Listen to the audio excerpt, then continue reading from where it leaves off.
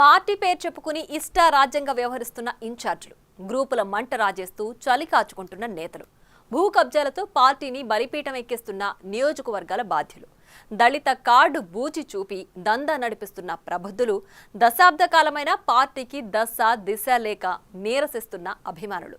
విజయనగరం జిల్లాలో జనసేనది గమ్యం లేని ప్రయాణంగా మారింది. ఇప్పటికైనా పార్టీ సంస్థాగత బలోపేతంపై దృష్టి పెట్టాలని అధిష్టానం తీరుపై కార్యకర్తలు మండిపడుతున్నారట. ఎమ్మెల్యే ఉన్న నెల్లిమర్లలో తప్పితే మిగతా చోట్ల పార్టీ పరిస్థితి అస్తవ్యస్తం, అయోమయంగా మారిందని తెగ ఫీల్ అయిపోతున్నారట జన సైనికులు. విజయనగరం జిల్లాలో ఓ రాధ, ఇద్దరు కృష్ణుల కథ నడుస్తోంది. ఇక్కడ అవనాపు విక్రమ్, గురాన అయ్యలు మధ్య ఆధిపత్య పోరు నడుస్తోంది. ఇద్దరు ఒకే పార్టీలో ఉన్న వేరువేరు శిబిరాలు మెయింటైన్ చేస్తున్నారు, వేర్వేరుగా కార్యక్రమాలు చేపడుతున్నారు. ఇద్దరి మధ్య పచ్చగడ్డి వేస్తే భగ్గుమనేంత విద్వేషాలున్నాయట. వీళ్ళిద్దరి మధ్య సఖ్యత కుదిర్చి పార్టీని బలోపేతం చేయాల్సిన బాధ్యతను ఉద్దేశపూర్వకంగా విస్మరించి వాళ్ళిద్దరూ ఎప్పటికప్పుడు శత్రువులుగానే మిగిలిపోయేలా రాష్ట్ర తూర్పు కాపు చైర్మన్ పాలవలస యశస్వి స్కెచ్ వేశారు అనేది మరో వాదన. ఇద్దరి మధ్య అగాధాన్ని అంతకంతకు పెంచుతూ తన స్వార్థానికి పార్టీని పణంగా పెడుతున్నారనే చర్చ సాగుతోంది. అయితే కుయుక్తులను పసిగట్టలేని ఆ ఇద్దరు యువనేతలు నిత్యం పాము ముంగిసలా పోట్లాడుకుంటున్నారు. అధిష్టానం ఇచ్చిన చిన్న చిన్న పార్టీ పదవులతో అధికారం చెలాయిస్తూ పార్టీ పుట్టి మునిగేలా చేస్తున్నారనే చర్చ జరుగుతోంది.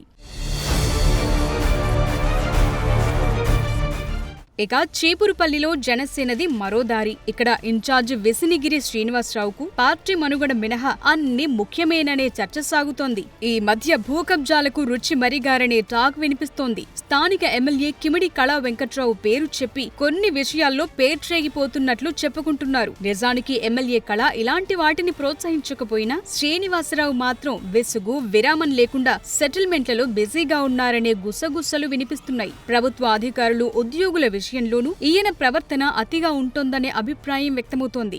జన సైనికులు వీర మహిళల్ని పట్టించుకోకుండా సొంత వ్యాపకాలకే ప్రాధాన్యమిస్తున్నట్లు పార్టీలో ప్రచారం సాగుతోంది. త్వరలోనే ఈయనకు ఉద్వాసన తప్పదనే ప్రచారం కూడా జోరుగా సాగుతోంది.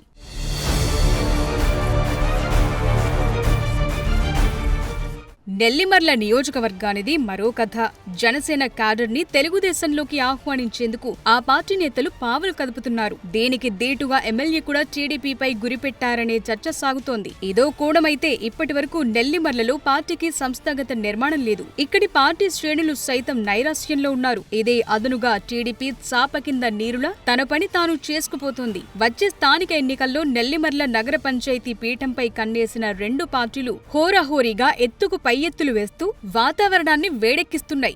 మరోవైపు గజపతి నగరం, రాజాం, బొబ్బిలి, ఎస్కోట నియోజకవర్గాల్లో పార్టీ పరిస్థితి మరింత దయనీయంగా ఉంది. అంకిత భావంతో పనిచేసేవారు ఉన్నా రాజకీయ అనుభవజ్ఞులు లేక జనసేన ఎదుగు బొదుగు లేకుండా అన్న చందంగా మారిందనే టాక్ వినిపిస్తోంది. క్షేత్రస్థాయిలో పార్టీని పటిష్టం చేసే ప్రణాళికలు లేకపోవటం, నాయకులు సొంత పనుల్లో బిజీగా ఉంటూ పార్టీకి ప్రాధాన్యం ఇవ్వకపోవటం, సమస్యలు చెప్పుకునేందుకు ఓ దిక్కంటూ లేకపోవటంతో ఎక్కడ వేసిన గొంగళి అక్కడే ఉంది. ఉన్న పిడికెడు మంది నాయకుల మధ్య ఆధిపత్య పోరుతూ జన సైనికులు సైతం పార్టీకి దూరమవుతున్నారట.